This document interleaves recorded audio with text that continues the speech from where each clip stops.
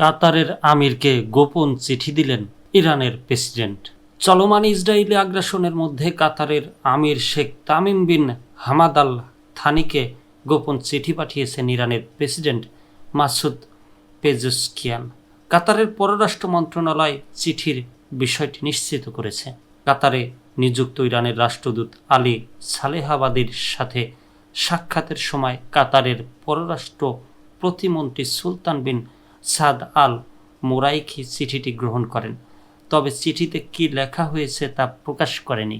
ইরানে ইসরায়েলের আগ্রাসন শুরু হওয়ার পর যেসব দেশ যুদ্ধবিরতি ও পরমাণু আলোচনা শুরু করতে ওয়াশিংটনের কাছে আবেদন জানিয়েছে, কাতার তাদের অন্যতম। ইসরায়েলে আগ্রাসন নিয়ে জাতির উদ্দেশ্যে বার্তায় ইরানের সর্বোচ্চ নেতা আয়াতুল্লাহ আলী খামেনি জানিয়েছেন, চাপিয়ে দেওয়া যুদ্ধের বিরুদ্ধে দৃঢ় প্রতিরোধ করবে তার দেশ, কারো কাছে আত্মসমর্পণ করবে না। একইভাবে চাপিয়ে দেওয়া শান্তির বিরুদ্ধেও দৃঢ়ভাবে দাঁড়াবে।